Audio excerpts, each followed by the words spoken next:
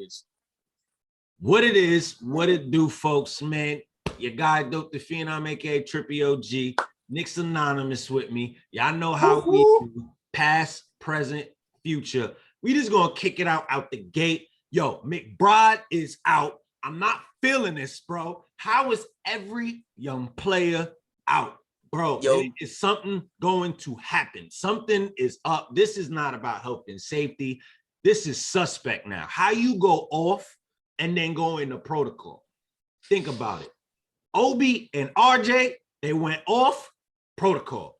Then Grimes came up next, 7 threes, protocol. The next two, look, Knox in that game. I didn't look at it that way. Look, Knox goes off in that game, and the next game, protocol. And look, IQ hit 7 threes, protocol. They said, hold up, McBride getting crazy. I didn't look at it. I didn't look at it that way. They said, hold up, McBride getting shine now, protocol. And Boston just lost last night. Is it safe to assume that it's an inside job? Bro, it has to be. Something's going down, bro. So there's a trade coming, and all I gotta say is there's 2 options. Either we're putting these young kids in protocol because we like, you know what, y'all staying here, or I mean, Knox is safe. Wow. Or it might be there's a whole lot of speculations going around still with the Dame and De'Aaron Fox situation. Like De'Aaron Fox might be available. I'm hearing his name a lot. You know what I'm saying? Lately. And look at Dame. He's getting frustrated, but he claims he still wants to stay. And now all of a sudden you starting to go off. You're starting to drop like 42, 30 a game. Nah, he's bugging out. Yeah, he's bugging out. He dropped like 43 against the Hornets, right? Something like that. Yo, he's bugging out. Yeah, it just don't make no sense to me, bro. I'm just not understanding it. It's disappointing, man. I'm not even gonna lie. But honestly, it could be worse though, because I heard the Rockets had like basically 5 players left. Something like that. Due to protocol. So it can definitely be worse. Because like the thing with the Knicks, the good thing about the Knicks is our bench is long. You know, so we got some, like, we still got Sims, we still got, you know, Grimes. I'm not sure about the guards though. That's my biggest problem. We only down to, I swear we're only down to when it comes to point guard. So like Burks and Rose, I think. Wow. Not even. Rose is questionable with the sore ankle, so we don't even know if he's playing. Yo, that's so it's just you're really down to Burks and Kimba right now. If he really don't play Kimba, Kemba's on the comeback. I forgot about Kimba, bro. This is the return. We're going against Boston, right? We're going against Boston. Right? Like, I'm telling you, bro, this is crazy. Peep the fact. We going against Boston. They so-called quote unquote say Kimba has no trade value now because he got benched. So in order to make it to where you gotta play Kimba now, McBride, you going to protocol now. Rose, you got a hurt ankle. Just sit out. You ain't gotta do nothing right now. Think about it. And then out of nowhere, everything is getting lined up for a certain way. Like, think about it. How you have an interview, we're gonna go to Rose now. How you have an interview saying McBride needs, he needs to play. Tom needs to give him the minute, top tier defense. The next game we go in Houston, you play that first quarter. The second quarter come, play a little bit of that. Out of nowhere, you walk off. Then you went straight to the back. So he was like, all right, what happened? Now you got a sore ankle and you ain't coming back. Now you're in protocol. But look at that. He said that. Then McBride stayed in the game. We thought, all right, Kimba gonna come in now. McBride stayed in that whole game. So look at the setup that's happening. Like, look at the setups. And then on top of that, you got Rose advocating for Eric Gordon coming over here. He trying to repair his AAU backcourt with him. And come on, bro. Something's happened. Something's about to go down. I'm calling it. And when it happens, y'all heard it here first with us. It's just a matter of what and when. What do you think is going to go down? What do you think? How about this? What do you think is going to go down? And what do you think should go down? How about that? What I think is going to go down is we're going to make a major move. That's going to be like, why? Like, why? But it's going to be like a 3 or 4 team trade process to make it happen. So it's going to look stupid at first, but then it's probably going to help us out. But you think it's going to be a blockbuster? So you're thinking Ben Simmons? Because Ben Simmons would be the only one that would require a multi-team trade based on his contract. Honestly, it would that blockbuster trade would consist of either Dame, De'Aaron Fox, Domantas Sabonis, and I'll still put Beal on that table too. Bradley Beal. I'll still put him on Bradley that Beal table. doesn't. Nah, Beal's not going nowhere. You don't Bradley think Beal so? For don't. now, I think For Beal's now, staying for now. For now, Beal's Beal staying. is good because Beal already said he's being selfish right now. He's not signing his contract extension just yet. So we could just probably pick him up next season. Remember, Randall Beal Exactly. on the table. Just for So we cheaper, good right? on that aspect. I just personally think that that's what they would do in that aspect. You know what I'm saying? So they don't unload the farm, but some of these players may have to go. Because like we all stated in the beginning of the season, we have too much depth. You get what I'm saying? Like it's too much for Tom. Tom doesn't run these many players. So having all of this firepower, he wouldn't have known he had it because why? He's used to running a certain system. He ain't going past 10. And once somebody out of the 10 go out, he's running the same people. He gonna go down to 9, 8. He ain't coming out of that 10. I don't know why. He just not. It just so happened he had no choice. And look what happened. It made him be like, yeah, I think I'm probably messed up. Like his eye open for sure. Definitely. But what should happen? All right. Now this is a long scheme, right? I feel like we should let Deuce run the offense with the point guard position. You let IQ come up as well. That's the backcourt I want to see. I want to start the starting backcourt. I want them to. Interesting. Okay. You feel me? Right? Now, Evan Fournier, he's getting traded. He's out of here, right? I'm gonna come back. Would you trade him for Eric Gordon? Because that's that a fact. Straight up. That's where I'm going. That's not a bad trade. I'm getting there. So because they're the same type of player, but I'm gonna break that down when I get to that part, right? So okay. The backcourt, of course, you got RJ, right? Now here's the thing: the centers, Noel is out of here. Mitch is gonna stay on the bench, right? We're not even gonna go get another center. Randall, you going to the center. Obi, you coming up. Boom. So now you got Obi now. So now this is your starting five. You got Deuce, you got Quick, you got RJ, you got Obi, you got Randall. Boom. Then in the backcourt for the second unit, this is when you get the pairing of Rose and Eric Gordon. Boom. You got them two now, right? That's interesting. You got them two now. Now, here's the problem. You still got Alex Burks, right? And you still want Grimes to play. So now you got to figure out how you're going to do this. The only way you would do this, right? You have to legitimately sit here and think, how are you going to get Eric Gordon? Now, if you want to get Eric Gordon and you can't do it straight up for Evan, you would have to package Evan, then package Alex Burks, and then we're going to get Eric Gordon with either some picks and another intangible player. That intangible player gets waived. So now you're going to get, and sad to say, any trade we do, Alex Burks is going to end up being the man to go because he's still performing and he has a decent contract. He raised his value. You're going to want him regardless. You know what I'm saying? I always said this from the beginning. It's sad, but Alex Burks would be the first guy to go in a package. You know what I'm saying? Of course, Kevin Knox, but that's just to get the extra picks and stuff, right? So now you got D Rose, you got Eric Gordon, you got Grimes at the 3. We're going to bring up the Luka kid now. You get what I'm saying? That Luka kid from the G League, he's been backing up Obi. And then you got Mitch backing up Randall. And that's my team. If you want to run that system, Tom, run that system. That's the legitimate. Okay, that looks like a smart play. You get what I'm saying? It's like, I get that you don't want to lose, Alex Burks, but eventually, if you're going to keep the youth, how you keeping them, you're going to get up out of here eventually one of these years. So you might as well get him out of here now. You know what I'm saying? While you can. Because what happens if next year he slips? But I'm not saying he is, but that's just my prediction. But how about y'all? Like, how y'all feel about it? My only problem with that first squad is the height. We're gonna have some serious problems when we go against teams like the Jazz or like the Blazers. Or who else got any valid big? Because Randall, he's good, but he's kind of a player. He's like a microwave. If he's not going hot on the offense, he's not gonna have that same energy on the defense. So if he's gonna play the 5-man position, he's gonna have to really step up his attitude, and because he's gonna have to be banging down low at every game. He's gonna have no choice. Right. He's gonna have one of the toughest assignments ever. He's gonna have to box out the Goberts. He's gonna have a tough time. So his play style is gonna have to change to where like he's on and off, where he's got to be on the entire time. And it's a positive to it though, not for nothing.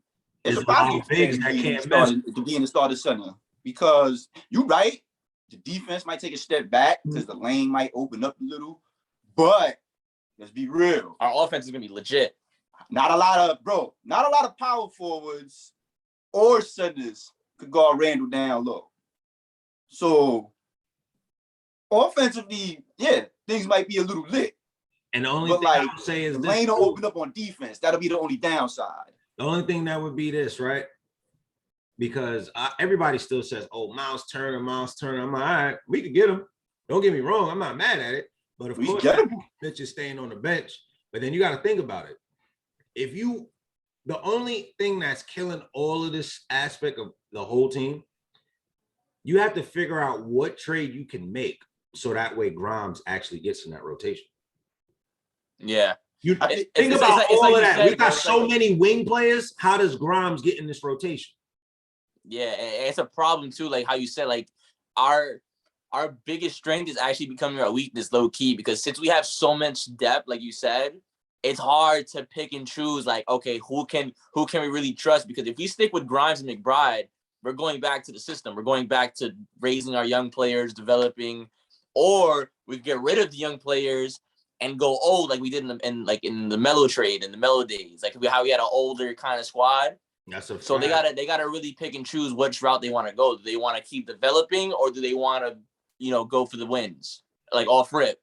But that's why I personally think the best trade would be Jeremy Grant because we need a legit 3 anyway. We only have one legit 3, and that's Knox. So you said Jeremy Grant? Yeah, I think that would be. Who you going to trade to get him? That's the most doable trade if you really think about it. That wouldn't cost us much. He's like the safe route. He's like the safe option. But how would you get him? I don't know. Remember, he only has 2 years on his contract, so his contract isn't that bad, and he makes $20 million. So Knox obviously is going to be in there. We can trade for Grant. We can make that happen. We could, but how would the lineup mesh? Like how would you? Okay, I get he would be so. Basically, RJ going back to the 2. Grant. All right, so RJ going back to the 2 then. Yeah. Okay. Definitely. I will put RJ back at the 2. I think he's a more dominant 2. I think that's where he succeeds the most, to be honest. And Grant would help the perimeter defense immensely. OD. That too. He could guard the threes. He could guard he guard threes, 2s, and some 1s. Yeah. That's a fact. But you see how we kind of feel like it may go big blockbuster trade to we might just stay with the youth. How do y'all feel like this ties in with like some past situations? Like, for instance, you was talking to me earlier about Melo. Like, how does this tie in from then till now? Like, are we in the same route? Yeah. Doing it differently? Like, how we doing it? So before we got Melo, we were, what was it, 6th? Yeah, hold on, I got that right here. For now, I'm gonna say 6. We were 6. We were 6 in the East, and our record was 28 and 26. Facts.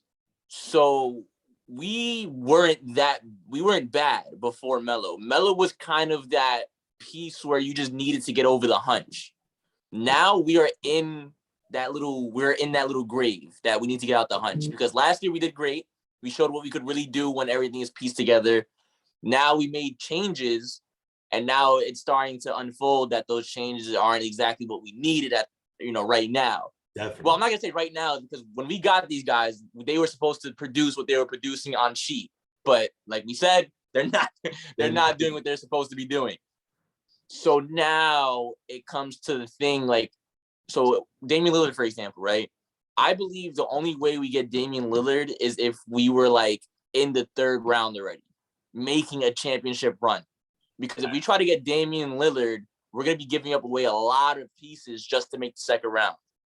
And it's gonna be the same thing how it was in on the Trailblazers. Not that he has nobody in the Trailblazers, but if he can't do something with McCollum and who's their center? Nurkic. If he can't do anything with those guys, the chances are very slim that if he's gonna come to a Knicks team with nobody, that he's gonna take us to the championship.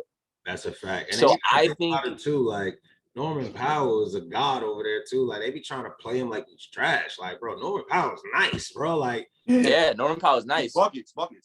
So I'm thinking the Knicks just need somebody to get them over this little hunch. Like, take it 1 year at a time, pretty much. So pretty much just get over one hill at a time.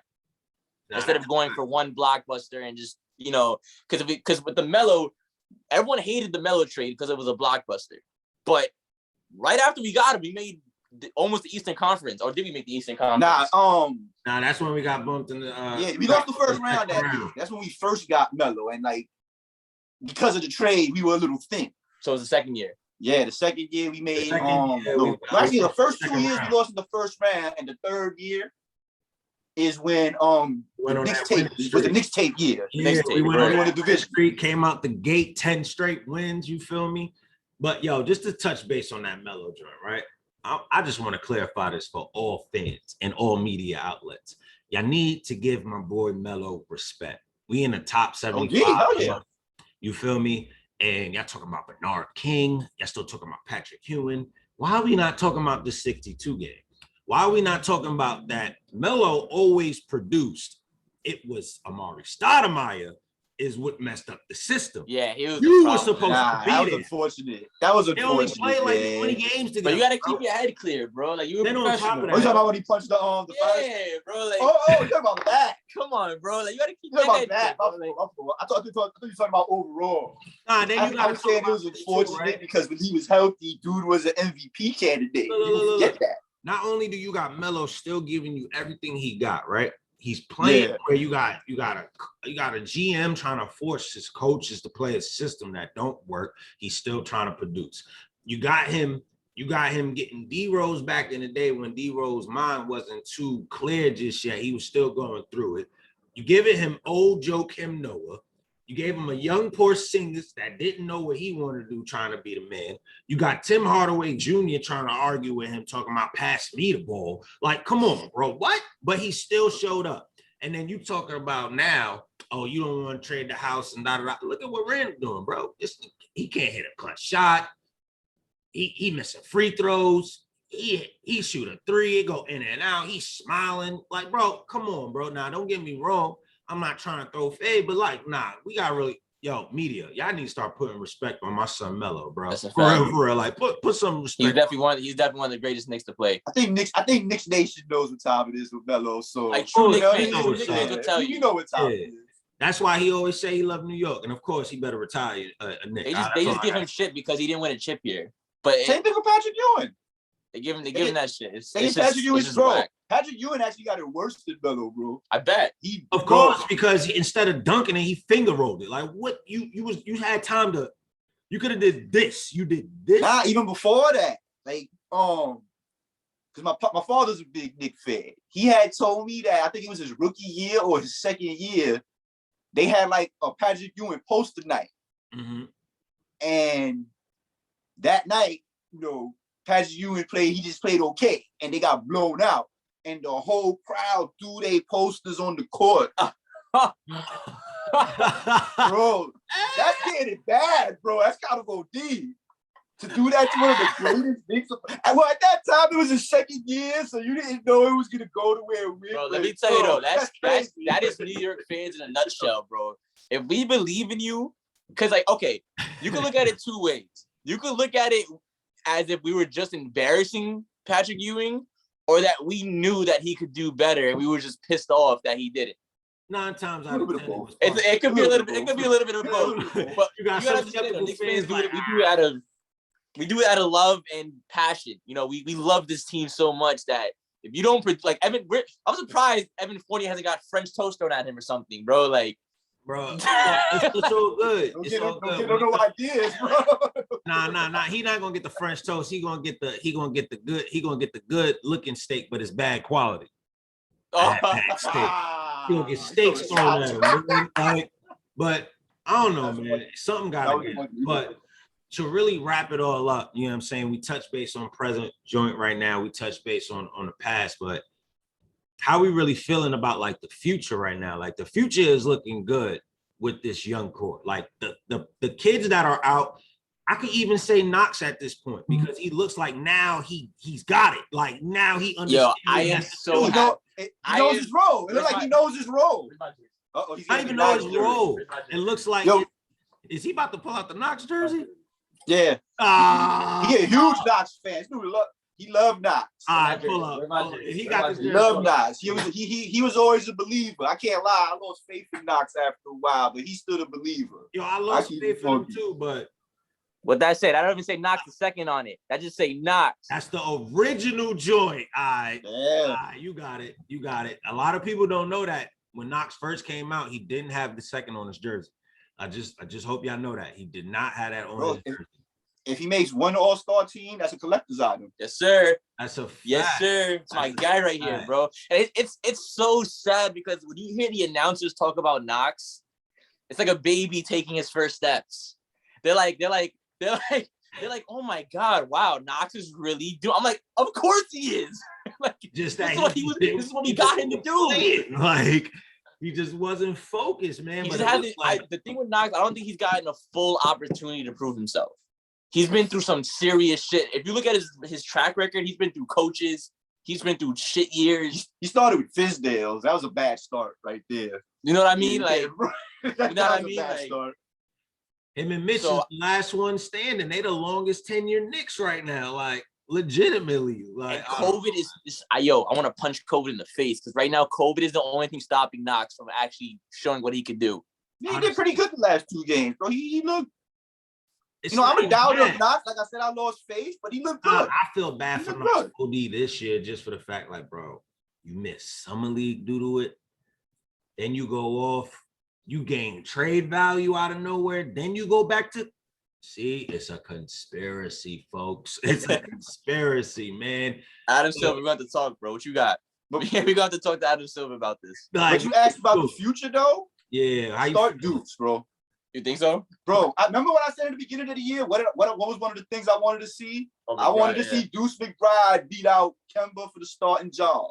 That's a fact. I wanted to see that. You now remember, man, not now. Rose don't want to start. Protocols, but when he come back, it's his time.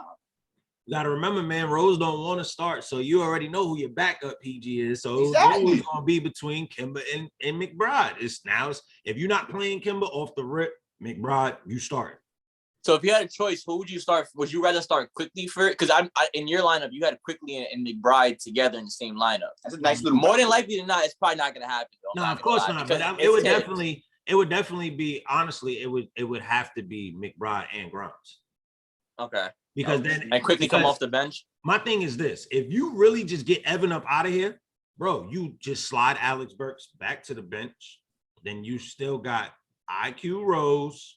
You got Burks back, so they already know how to play. You still got Obi back there, and they was always able to play with either Mitch or Noel. So that's already perfect. The only thing you got to do is just now you need to add the kids in there. You can either let the sophomores upgrade or you're going to let the rookies upgrade. But either way, one of them 2 parents need to go in that starting lineup. And if you want to play it smart, knowing that you ain't getting that defense how you want it, you're going to realistically, you're going to put Grimes and McBride as your backcourt. There's no stopping them. That's defense all around. You know what I'm saying? I'm just saying. All right, so wait, controversial topic real quick. You know I have to bring this. You know me, my controversy. You know I gotta bring some fire. Okay. If the kids keep doing what they're doing, if they keep showing what they got, okay. Do you believe that the guys' jobs that we thought were safe will not be safe anymore? Now I'm talking about RJ Barrett specifically. If these kids keep doing what they do and show, because RJ's been slipping too. He's been doing good, but he's kind of been still missing them layups. He's not doing what he was. So because Grimes is he's a 3, right? He can play both. He can play both. That's what I'm saying. This team is very competitive in terms of spots and positioning. So I might even throw Is It Just Me or in here, just cause. So is it just me, or do you think if the kids keep doing what they're doing, a lot of jobs are not safe? Me personally, I already feel like they're not safe just by look at the way Julius Randle plays. He don't know whether he getting traded or staying. I feel like personally, if the kids keep playing how they playing, Julius may know, damn, I'm out of here because especially Obi's on his ass, man. Obi's on his ass, bro. It don't look good for Randall right now because you got Obi on him, and then you got the Luka kid turning up. in the G League. So it's like, if you can have both of them as your power forwards and you ain't got to worry about no ego with it, why not? And then you got to remember. We still got Sims. Sims could play the 5 and the 4. We had 19 boards the other day. Cool. Sims. The G League, 19 boards. That's ridiculous, bro. Random got some serious content. I'm telling you, man, there's a lot of guys that they need to step their shit up, bro. Like, they need to listen to Tibbs, get back in that gym. Because, these kids will take your spot in a heartbeat. About it with RJ real fast, and then, we could slide out. Well, RJ, though, just for the fact that him and McBride are the 2 youngest on this team, because I didn't know McBride was 21 until they said it on the joint. So, and obviously, McBride was already 21. RJ turned 21 during the course of this, season so far. Honestly, RJ is the pillar of this core of the young kids. That's why I feel like he won't go anywhere. Agreed. You got to think about it. If it wasn't bringing in RJ to have that young disciplined mind to where it's like, okay, I know I need to get better, so I'm going to get in the gym and get better, that wouldn't have leached off to where, you know what, we need to keep finding players like that. They wouldn't look for Obi. They wouldn't look for IQ. You know what I'm saying? You had to have a model before you can sit there and create the unit. RJ is the model. So me Very personally, they're making a decision right now. Is Randall still going to be the front runner of this team, or are we giving the keys to RJ? That's what the Knicks organization, in my mind, is actually. That's a good one right now. That's good. Remember, that's RJ represents the kids. Randall still represents being, a player that's in his prime that should overall take over the team, but veteran status, pretty much. You know what I'm saying? It's vets versus rooks. RJ, yeah, you in year 3, but yo, bro, you still technically youth, bro. You're 21. Randall is 20, 27 or 28. Big difference. I mean, RJ still got mad years before he even hit his prime. Now, what happens if he ends up hitting his prime at an early age at like 22? Think about it. He on your team. You got that for how many years versus how much longer of a stint you got for Randall? Yeah. And then on top of that, too, it's still contract year for RJ as well, because when next year comes, that's extra amount of it. They already picked up his contract, so you know what it is. It's just super exciting, bro, because we kind of know what we want to give away, but like you said, there's gonna be that one player that we did not want to let go, but we might have to get whatever we want to get. So it's just a matter of who. If you pick up, like, to end it out, if you pick a player, who you picking? Who got to go?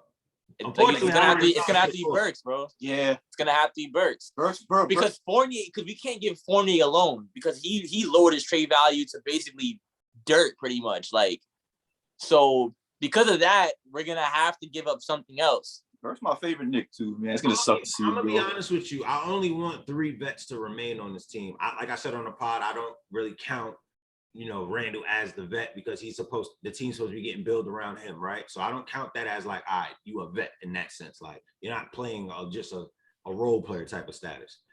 I felt like it should have just been, Burks, D Rose, and Taj. Those 3 is the only 3 that should have came back. Period. Yeah. Period. I said. I know for a fact Taj and Rose ain't going nowhere. I want Burks to stay, bro. I think we absolutely need Burks, especially come playoff time. The only way Burks stays, period, your boy gotta go. Your boy gotta go, bro. Like, okay, look it. You got a choice. It is a choice, but at the end of the day, I am a Knicks fan. So I, like what Tibbs said, I have to choose what's better for the team. Burks is obviously the better player than Kevin Knox, especially come playoff time. I got to admit that. So if it comes down to it, Knox, I'm sorry. You got to go, bro. Jersey, though, bro. I still got it, bro. You can sign it if you want, Knox. I still got it, bro. I still got it, bro. Yo. I'm not going to burn it. Like I burned the Porzingis one. Burn the Porzingis jersey? Yeah. Oh, my goodness. OD. I didn't like Porzingis. I respect him, man. I mean, Porzingis is like the only Knicks player I know that how you go to your home country and they punch you out because you left the Knicks. That did happen. I forgot about that. Bro, I don't even think it was him. I think it was more of his agent. But since he listened to his agent, his brother. His agent, his brother. It don't matter. Like, they punched him out. Like, but yo, it is what it is, y'all. Y'all see how we do, man. Next week, we're gonna have a whole like epic more episode because why we doing this in person? I'ma be in the town, I'ma be in the city. We doing this in person, live and direct. Concrete jungle. Yo, y'all already know how it is, man. I catch y'all next week in the town. It's your guy, Dope the Phenom, aka Trippy OG, whichever you prefer. Host of Nick and 30 with my guys, Nick's Anonymous. You know what show we rocking with, man. Past, present, future. Because without Nick's Anonymous, without Nick and 30, this show don't run. You heard? All powered by the Venture Season Network. Y'all get in tune with it, man. We out. Peace. Peace out, my guys.